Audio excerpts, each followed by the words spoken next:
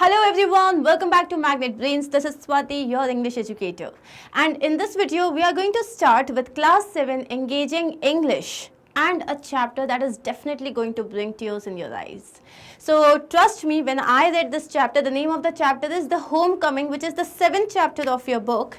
So ये जो homecoming मतलब घर लौट के आना. So ये जो स्टोरी है ये लिखी है रविंद्रनाथ टैगोर ने. और इस स्टोरी को अगर आप जब पढ़ोगे और अगर आपकी आंखों में आंसू नहीं आए तो मतलब कहीं कुछ गड़बड़ है बॉस. बेसिकली ये चैप्टर बहुत अच्छा है, बहुत इंटरेस्टिंग है. और इस चैप्टर के बारे में मतलब जो हम तो चैप्टर पढ़ रहे हैं बट इस स्टोरी के बारे में it has been written in various newspapers articles that in the entire country, in the entire world, there is not a single person जिसने ये स्टोरी पढ़ी हो और उसका गला ना भराया हो. अगर आपको बोला जाए कि आपको एक ऐसी लाइफ जीनी है जिसमें आपके आसपास ऐसा कोई नहीं है जो आपसे प्यार करता है. अब ये प्यार हम गर्लफ्रेंड बॉयफ्रेंड वाले प्यार की बात नहीं कर रहे हैं. हम बात कर रहे हैं मम्मा पापा का भी लव होता है, सिस्टर का लव होता है, ब्रदर का लव होता है, फ्रेंड्स का लव होता है, रिलेटिव्स का लव होता है. कोई आपका ख्याल रखता है, कोई आपका डांटते हुए ख्याल रखता है, लेकिन लोग आपके आसपास होते हैं. तो अगर सब आपकी बुराई करने लग जाएं या सब आपको ऐसे देखें कि अरे यार तुम हो ही क्यों यहाँ पे, कोई आपको प्यार ना करे, वहाँ रह पाओगे? वहाँ कभी नहीं रह पाओगे. तो आज हम इस चैप्टर में एक स्टोरी में एक ऐसे बच्चे की बात करने वाले हैं जो ऑलमोस्ट 14 ईयर्स का है, जिसका नाम है फटिक. और वो बहुत ही ज़्यादा खुशनुमा लड़का है जिसको गांव में रहना बहुत पसंद है, वहाँ पे नदी में नहाना बहुत पसंद है और वो अपने फ्रेंड्स में लीडर है. मतलब जितने उसके फ्रेंड्स हैं ना वहाँ पे सब उसकी चलती है. उसका एक भाई है माखन और वो अपनी मदर के साथ रहता है, उसके फादर नहीं है. एंड वो बहुत नॉटी है, बहुत मस्ती करता है, हमेशा कुछ ना कुछ नया सोचता रहता है. लेकिन फिर उसके साथ ऐसा कुछ होता है जिसकी वजह से ये सब कुछ छिन जाता है. अब उसके साथ क्या होता है ये हम पढ़ेंगे स्टोरी में. But before we start reading our story we are going to read something about the author. So here we have about the author Rabindranath Tagore, 1861 to 1941. So he died in 1941. Besides being an accomplished writer of poetry and novels, wrote short stories that explored the lives of ordinary people with great understanding. तो ये रविंद्रनाथ टैगोर के बारे में हर कोई जानता है. He was a great novelist. He was a great writer. Accomplished मतलब जाने माने राइटर थे जिसमें इन्होंने काफ़ी सारी पोएट्रीज लिखी हैं, नॉवेल्स लिखे हैं, बट इन्होंने बहुत सारी शॉर्ट स्टोरीज लिखी हैं.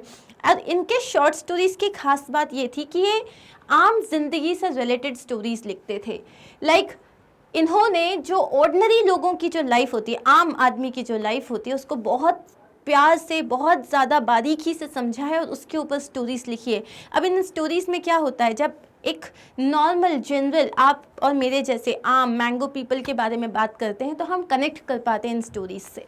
He was awarded the Nobel Prize in Literature in 1913 for his collection of poems Gitanjali. Now the Gitanjali is the name of the poem, name of the book जिसमें इनके pome का collection है और उसके लिए इनको लिटरेचर में Nobel prize का अवार्ड मिला था. His famous novels include घर बैरी, गोरा एंड चौकेर बाली.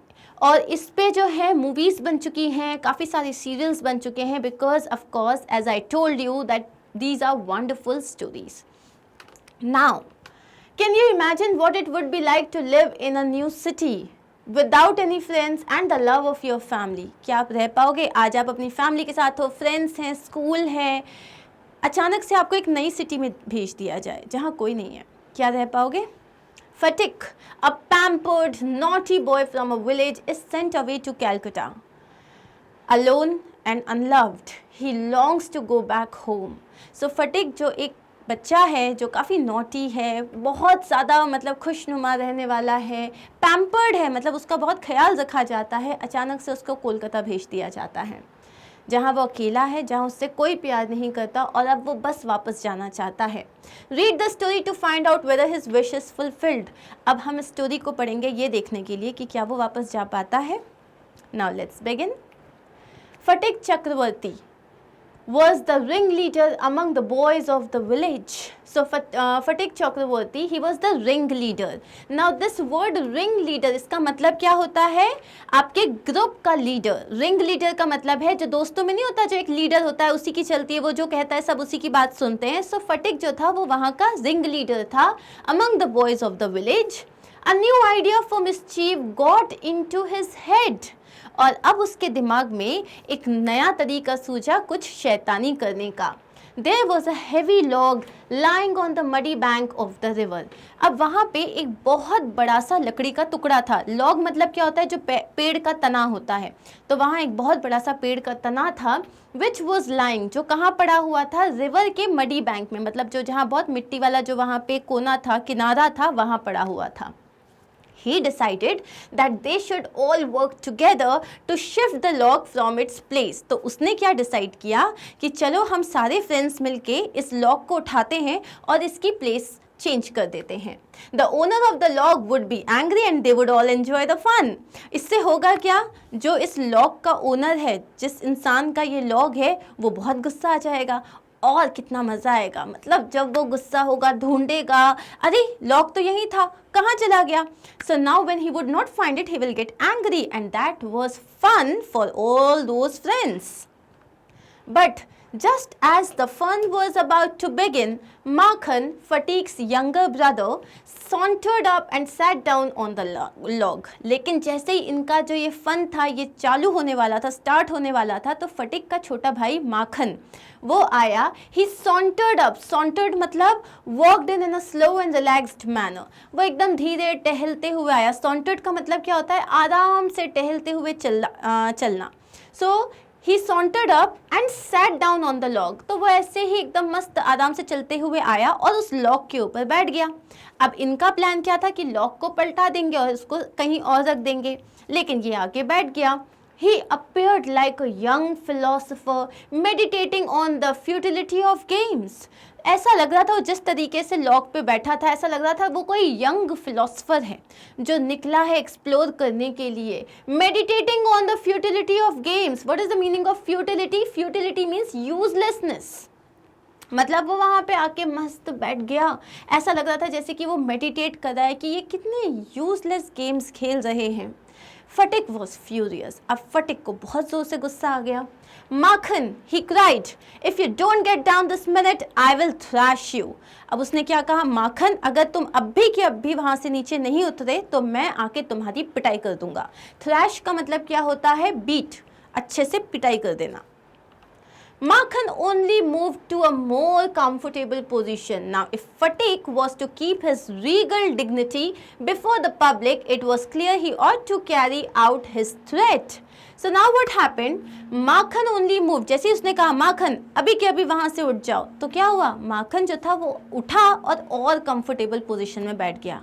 अब फटिक की जो इज्जत है, रीगल डिग्निटी मतलब फ्रेंड्स के सामने आपकी कोई इज्जत होती है, तो वो जो फटिक की जो रीगल डिग्निटी थी बिफोर द पब्लिक, बिफोर इतने सारे लोग, अब वो तो दाव पे लग गई थी. It was clear he ought to carry out his threat. अब उसको समझ में आ गया था यहाँ उसको माखन को डराना पड़ेगा. अगर उसने नहीं डराया, उसने नहीं उठाया, तो लोग उसकी इज्जत ही नहीं करेंगे, सोचेंगे इसका छोटा भाई तो इसकी सुनता ही नहीं है. He gave the command to roll the log and Makhan over together. अब उसने सारे फ्रेंड्स को क्या बोला? एक काम करो, हम सब मिलके माखन को बैठे रहने दो, हम सब जो है लॉग को पलटा देते हैं. माखन heard the order and made it a point of honor to stick on. अब माखन ने सुन लिया कि उसने क्या कहा, लेकिन अब वो भी अपनी जो है जिद पे आ गया कि मैं तो नहीं हटूंगा यहाँ पे. And he decided to stick on, मतलब वो वहीं रह गया. The boys began to heave at the log with all their might, calling out, 1, 2, 3, go! At the word go, the log went, and with it went Makhan's philosophy, glory and all. अब क्या हुआ? सारे जो बच्चे थे, जितने भी boys थे, they began to heave. Heave मतलब pull something, उठाना. So they began to heave at the log. उन सब ने लॉग को उठाने की कोशिश करी. And with all their might, might का मतलब है strength, मतलब अपनी पूरी ताकत से उन्होंने लॉग को पलटाने की कोशिश करी. और क्या कहा? 1, 2, 3 और गो में उन्होंने पलटा दिया. लेकिन जैसे ही पलटाया तो ऊपर कौन बैठा था? माखन।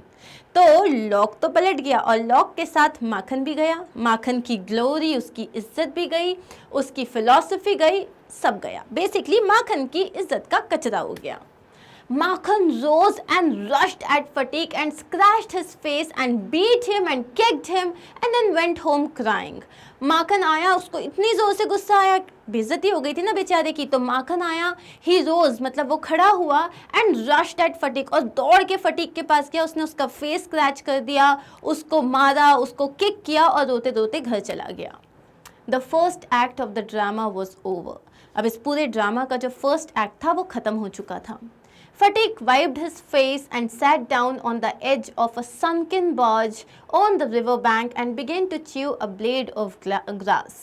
फटिक जो थे उसने अपना फेस पूरा पोंछा, उसने पूरा स्क्रैच कर दिया था एंड ऑब्वियसली उसे हर्ट हुआ था, तो उसने अपना फेस पोंछा and he sat down on the edge of a sunken barge, मतलब एक जो थी ऑलमोस्ट धसी हुई, पानी में जो है धसी हुई जो बोट थी किनारे पे लगी हुई, उस पर जाके वो बैठ गया और he started to chew a blade of grass, और घास की जैसे एक पत्ती होती है उसको लेके वो चबाने लगा। A boat came up to the landing and a middle-aged man stepped on shore. अब फटिक घर क्यों नहीं गया था?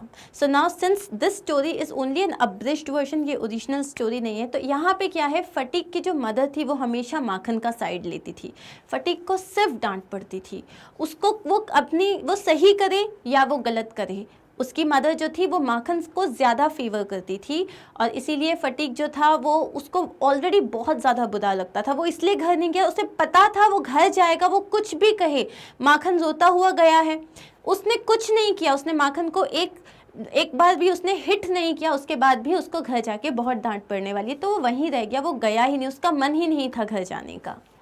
अब उसी वक्त जब वो बैठा हुआ था घास को चबा रहा था, a boat came up to the landing and a middle aged man stepped on shore, तभी एक बोट आई रुकी और उस पे से एक जो था मिडिल एजेड मैन, मतलब जो है ऑलमोस्ट 40-45 ईयर्स का जो एक आदमी था, वो उतरा और शोर पे आ गया। He asked Phatik where the Chakravartis lived, उसने फटिक से पूछा ये चक्रवर्तीज कहाँ रहते हैं। अब चक्रवर्तीज मतलब कौन, फटिक का घर। तो फटिक ने क्या कहा, Phatik went on chewing the grass and said go and find out yourself, वो अपना जो घास का जो पत्ता था वो खाता रहा और उसने बोला तुम जाके खुद ढूंढ लो। When Fatiq came into the house, his mother said angrily, "So you have been hitting Makhan again?" तो जैसे ही फटिक घर के अंदर आया तो उसकी मदर ने बहुत गुस्से में पूछा, अच्छा तो तुम फिर से माखन को मार रहे थे? Fatiq answered indignantly, "No, I haven't. Who told you that?" तो फटिक जो है उसने तुरंत जवाब दिया और बहुत कॉन्फिडेंटली जवाब दिया, सच बोलते हुए कहा कि नहीं, मैंने माखन को नहीं मारा, किसने कहा आपसे ये? His mother shouted, "Don't lie, you have." उसकी मदर ने उस पर फिर से चिल्लाया, झूठ मत कहो, तुमने माखन को मारा है। I tell you I haven't. Ask Makhan, Sphatik replied. उसने कहा मैं कह रहा हूँ मैंने नहीं मारा है, अब माखन से पूछ लो। But Makhan said yes mother, Phatik did hit me, लेकिन माखन ने झूठ कहा। माखन ने क्या कहा, हाँ माँ हाँ, फटिक ने मारा मुझे।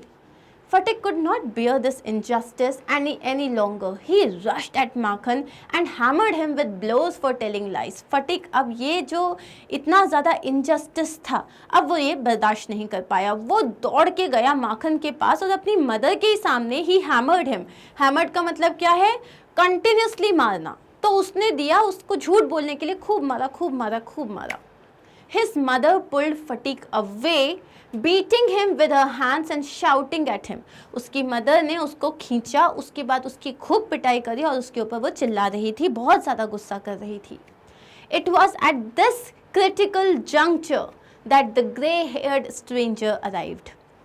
अब इसी वक्त पे जब फटिक बहुत बुरी तरीके से पिट रहा था और he was getting scolded by his mother, तब वहाँ पे एट दिस क्रिटिकल जंक्चर मतलब क्या होता है, an important point in a process, मतलब जैसे कहानी में ट्विस्ट आता है उसी तरीके से ये एक तरीके से एक मोड़ आया, जंक्चर मतलब एक मोड़ आया, तो ये कहानी में एक बहुत ही इम्पॉर्टेंट जंक्चर आया जहाँ पे एक ग्रे हेयर्ड स्ट्रेंजर आए, मतलब जिनके बाल जो थे वो काफ़ी ग्रे थे, सफ़ेद से हो चुके थे, वो पधारे वहाँ पे। It was the man Fatik had met in the morning. और ये वही आदमी थे जो सुबह फटिक से पूछ रहे थे कि चक्रवर्तीज कहाँ रहते हैं.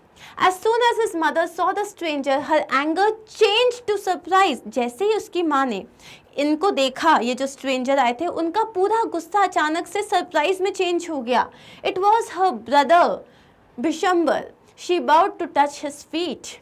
The next few days were full of rejoicing. तो यहाँ पे पता चला कि वो जो आए थे, जो मिडिल एजेड मैन थे, ग्रे हेयर्ड मैन थे, वो कौन थे? वो बिशंबर थे, जो कि उसकी मदर के भाई थे. और जो वो कुछ दिन तक वहाँ पे रहे और वो सारे दिन बड़े मज़े में बीते. The brother asked after the education of the two boys. फिर उनके जो भाई थे उन्होंने पूछा दोनों की पढ़ाई कैसे चल रही है, माखन और फटीक की. He was told by his sister that Fatik was a perpetual nuisance. He was lazy, disobedient and wild, but Makhan was as good as gold, as quiet as a lamb and very fond of reading books. So basically क्या हुआ, उसकी sister ने, जो fatigue की mother थी, उन्होंने क्या बताया कि फटीक जो है परपेचुअल मतलब पूरे टाइम वो सिर्फ न्यूसेंस क्रिएट करता रहता है, वो बहुत ज़्यादा आलसी है, बात नहीं सुनता एंड बहुत शरारती है. लेकिन जो माखन है वो तो सोने से जैसा है, मतलब वो एकदम चुप रहता है, मतलब बिल्कुल शैतानी नहीं करता, उसको पढ़ने का भी बड़ा शौक है.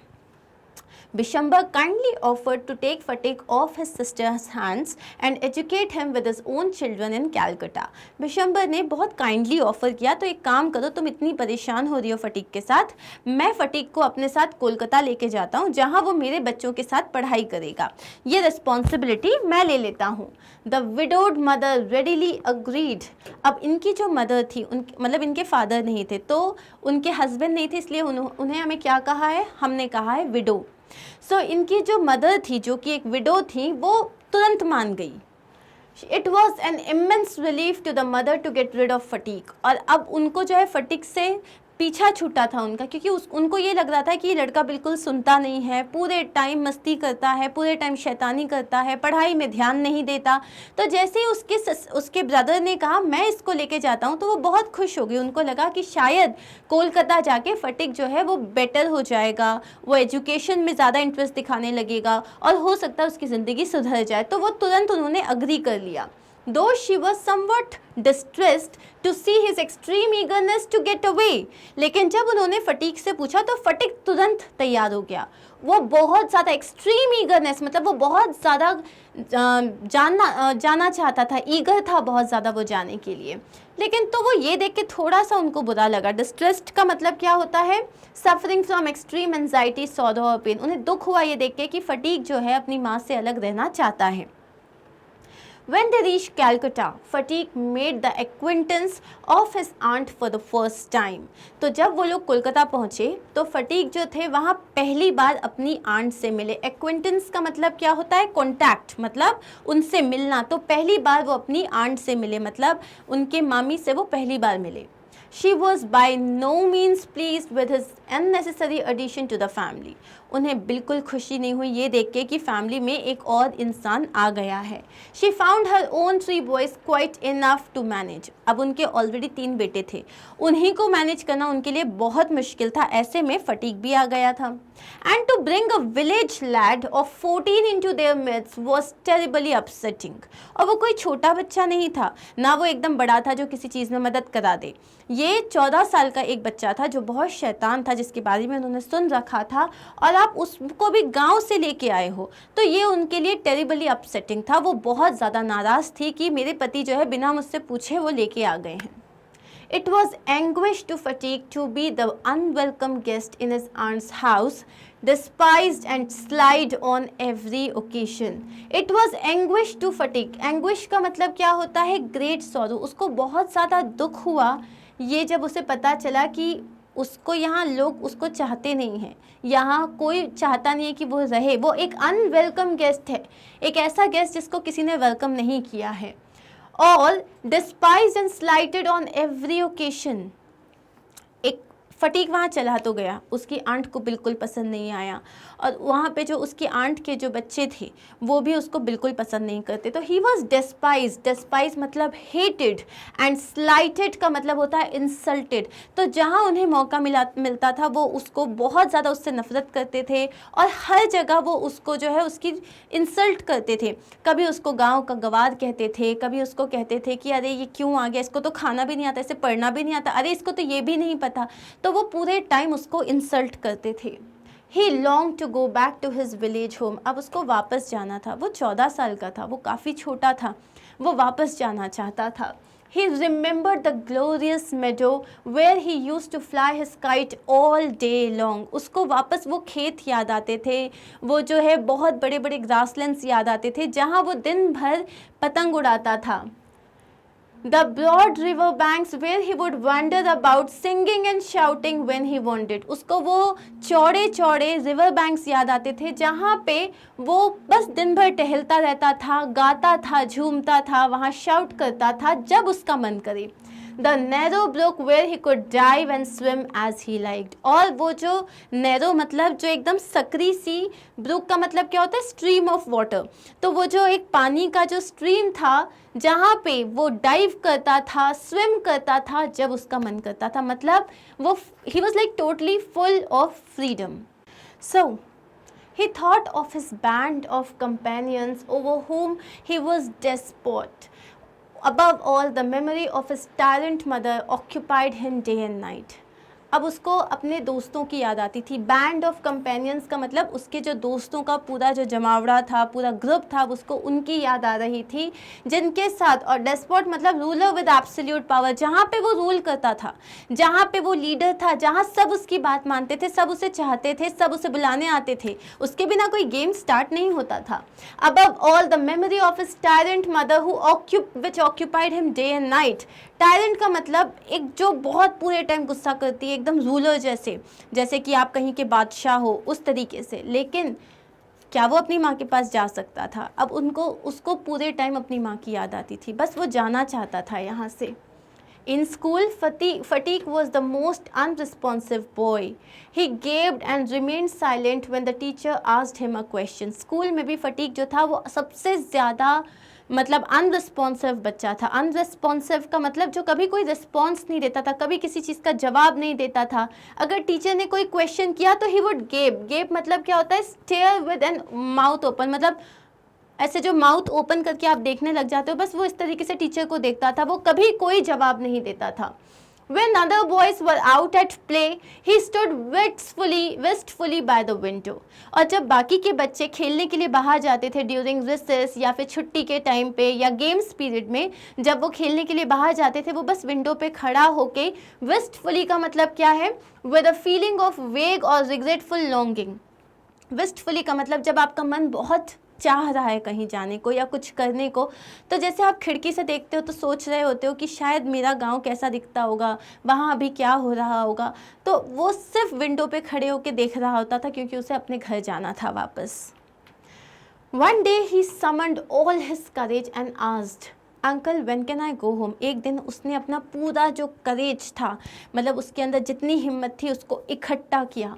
समंड मतलब क्या होता है, गैदर किया। उसने इकट्ठा किया और अपने मामा से पूछा, मैं घर कब जा सकता हूँ। His uncle answered, wait till the holidays in November.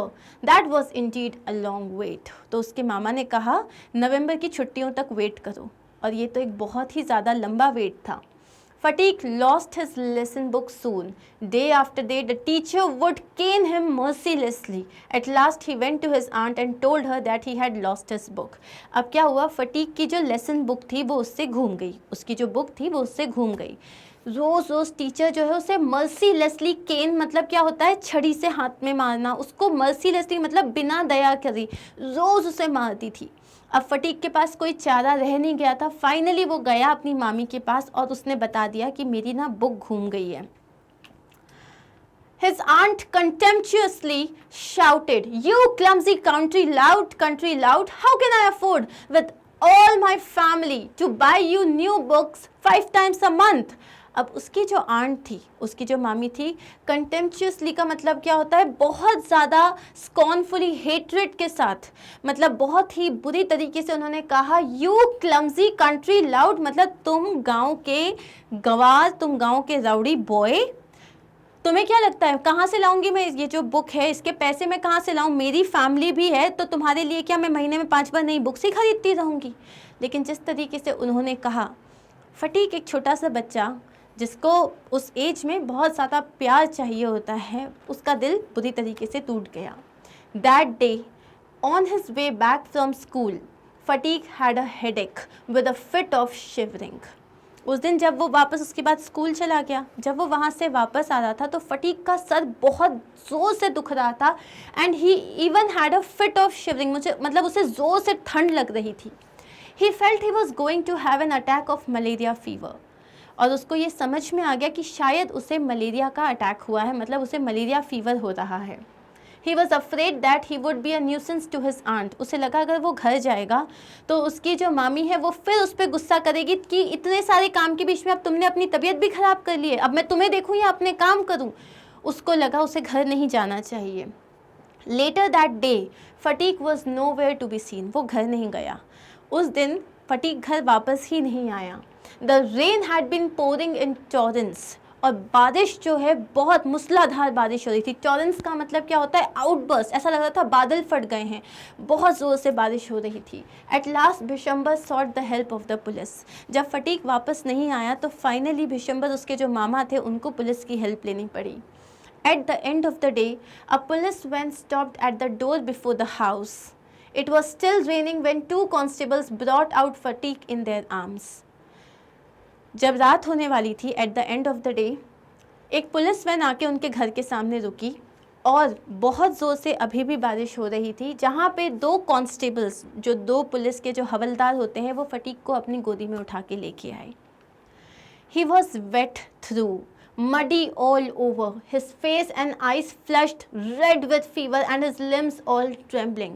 वो पूरा भीगा हुआ था, पूरी हर जगह मिट्टी मिट्टी हो रही थी। उसका जो चेहरा था और उसकी जो आंखें थी वो बुखार के कारण जो है एकदम लाल हो रखी थी, और वो पूरा जो कांप रहा था, लिम्स मतलब उसके हाथ पैर जो थे ट्रेम्बल कर रहे थे।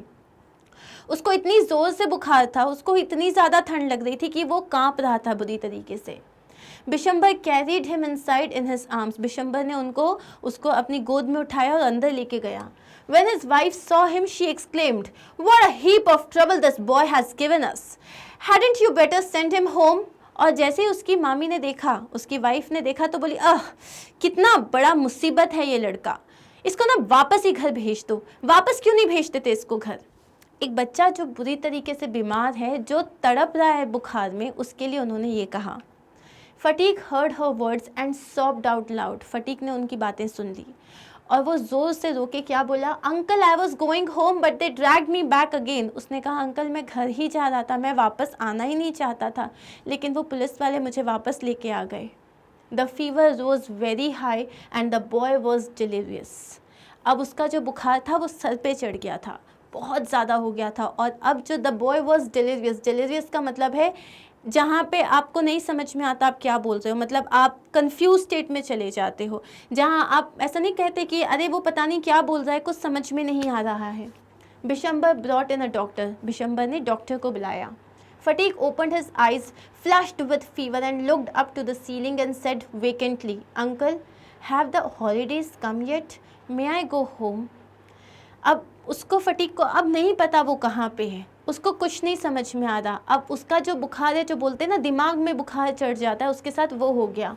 तो फटीक को जब डॉक्टर को दिखा रहे थे तो फटीक ने अपनी आंखें खोली and he was flushed with fever, मतलब वो एकदम बुखार से तप रहा था, लाल हो रहा था। उसने ऊपर सीलिंग की तरफ देखा, छत की तरफ देखा, और उसने बहुत ही खालीपन के साथ कहा। वेकेंटली मतलब क्या होता है, शोइंग नो इंटरेस्ट और अवेयरनेस। उसे नहीं पता वो कहाँ था, उसकी आंखों में एक बहुत ज़्यादा लोनलीनेस थी, खालीपन था। उसने पूछा, क्या छुट्टियाँ आ गई है, क्या मैं घर जा सकता हूँ? Bishambar wiped the tears from his eyes and set by him through the night. Bishambar की आंखों में आंसू आ गए, फटीक की आंखों में भी आंसू थे। उसने उसके आंसू पोंछे और रात भर वो उसके पास ही रहा। The next day when Fatiq became conscious for a short while, he turned his eyes about the room as if expecting to see someone. Next day जब फटीक की आंखें थोड़ी देर के लिए खुली, वो थोड़ी देर के लिए होश में आया, तो उसने रूम को पूरा देखा, ऐसे जैसे वो किसी का इंतज़ार कर रहा हो. किसका इंतज़ार कर रहा था वो? He was waiting for his mother. Disappointed, he turned his face to the wall with a deep sigh. लेकिन जब उसको उसकी मदर नहीं दिखी तो वो डिसअपॉइंट हो गया, हताश हो गया, निराश हो गया और दूसरी तरफ उसने अपना फेस कर लिया. Bishambar new his thoughts and whispered, Fatiq, I have sent for your mother. The doctor said in a troubled voice that the boy's condition was very critical. Bishambar ने जब फटीक ने इस तरीके से देखा जैसे वो किसी को ढूंढ रहा है, और जब शायद उसे जिसे वो ढूंढ रहा था जब वो नहीं दिखा, तब फटीक जो था बहुत डिसअपॉइंट होकर उसने अपना फेस दूसरी तरफ कर लिया. बिशंबर को समझ में आ गया उसके साथ क्या हुआ है. उसने कहा, फटीक तुम्हारी माँ को बुलाया है, बस वो आती ही होगी. डॉक्टर ने कहा फटीक की जो कंडीशन है वो बहुत ज़्यादा क्रिटिकल है, उसकी माँ को बुला लेना चाहिए. Phatik began to cry out, by the mark 3 fathoms, by the mark 4 fathoms, by the mark. He had heard the sailor on the steamer calling out the mark on the plumb line. वापस fatigue जो था unconscious सा हो गया, और अब वो ऐसा लग रहा था जैसे वो तुरंत गांव में पहुंच गया है, जहाँ पे वो जो सेलर होता था, स्टीमर पे जो सेलर होते थे, वो वहाँ पे नाप रहे होते. अब ये जो फैथम्स होते हैं, ये फैथम क्या होता है? फैथम्स मतलब एक यूनिट होती है ऑफ लेंथ जो 6 फीट के इक्वल होती है. ओके और वो क्या बताती है, जब आपको देखना होता है पानी कितना गहरा है, तो वो लोग बोलते हैं 1 फैथम मतलब 6 फीट, 2 फैथम मतलब 12 फीट. तो वो बोल रहा है बाय द मार्क, इस मार्क के हिसाब से 6 फीट, मतलब कोई जो है वो नदी को नाप रहा है, उसकी गहराई को नाप रहा था. और फटीक जो है इस वक्त डिलीरियस है. डिलीरियस मतलब उसे नहीं पता वो कहाँ है. शायद कुछ मिनटों के लिए वो अपने गाँव में था जहाँ पे वो जाना चाहता था, वहीं तो रहना चाहता था वो, और वो जो है इस वक्त सब इल्यूशन में था. एक on the plumb line, plumb line मतलब क्या होता है? A thick piece of string with a weight attach used to find the depth of water. तो प्लम्ब लाइन मतलब एक बहुत बड़ा सा वायर होता है, एक तरीके से एक तार होता है, जिसमें वो ये देखते हैं, मार्क करते हैं कि कितनी ज़्यादा डेप्थ है. Now he was himself plumbing an unfathomable sea. लेकिन इस वक्त फटीक की क्या हालत थी? वो खुद एक इमेजरेबल सी को मेजर करने की कोशिश कर रहा था. He was himself plumbing an unfathomable sea. Unfathomable मतलब जिसे नापा नहीं जा सकता. वो एक ऐसी जगह चला गया था जहाँ से शायद वो वापस नहीं आ सकता था. Later in the day Phatik's mother came and seeing him cried, Phatik my darling, my darling. फिर थोड़ी देर बाद उसकी मदर आई, लेटर इन द डे, और फटीक को देखते ही दौड़ते हुए उसके पास आई, रोते हुए, और कहा मेरे बच्चे, मेरे बच्चे, फटीक मेरे बच्चे. Fatigue slowly turned his head and said, fatigue ने धीरे से अपना सर उनकी तरफ करा और अपनी मदर को देखा और पूछा, mother the holidays have come. मतलब माँ शायद हॉलीडेज आ गए हैं. और इसके बाद फटीक वॉज नो मोर. सो इससे हम ये पता लगा सकते हैं कि क्योंकि उसके लिए उसकी मदर का आना मतलब क्या था. उसके मामा ने क्या कहा था कि तुम तब वापस जाओगे जब हॉलीडेज़ आ जाएंगे. वो सिर्फ घर वापस जाना चाहता था, वो खुद नहीं जा पाया. लेकिन उसने जैसे ही अपनी आंखें खोली और अपनी माँ को देखा, तो उसको क्या लगा कि शायद हॉलीडेज़ वापस आ गए, शायद छुट्टियाँ आ गई हैं, शायद मैं अपने घर पहुँच गया हूँ. And that was a home coming for fatigue. But उसके बाद was that the real homecoming? No. The real homecoming for Fatiq was the biggest home, the heaven, जहाँ पे he went after his death. A boy who was perfectly fit. कुछ time पहले जिसको किसी तरीके की कोई बीमारी नहीं थी, अब वो था ही नहीं. आज वो just because he wasn't loved. उसके लिए homecoming क्या था? वो सिर्फ प्यार चाहता था. ना उसको अपनी माँ से मिला क्योंकि उसकी माँ उसके छोटे भाई को फेवर करती थी, ना अपनी आंट से मिला क्योंकि उसकी आंट उसे हेट करती थी. उनके लिए वो सिर्फ एक सरदर्द था. लेकिन एक हंसता खेलता छोटा सा बच्चा जो सिर्फ 14 साल का था, he was gone. And that is it, that was the story, the home coming. अब यहाँ होम घर नहीं था, शायद हेवन था, जहाँ फाइनली उसे कोई बहुत सारा प्यार करेगा. So that is it, guys. I hope you liked the story, and if you did, please write in the comment section. Tell me how you found it, because trust me, I love the story. So that is it for this video. In our next video, I'll start with the summary of this chapter followed by question answers. In case you have got any doubts, then please write it to me. Thank you so much once again for being with me. Do not forget to visit our website magnetbrains.com, where you can find all these videos very easily. All you have to do is you have to go and click on the class, then you have to click on the subject. Once you have clicked on the subject, the chapter wise videos will appear. Just click on whichever chapter you wish to read and the video will appear. Yeah, that's it. Do not forget to like, subscribe and share. Take care. Bye bye.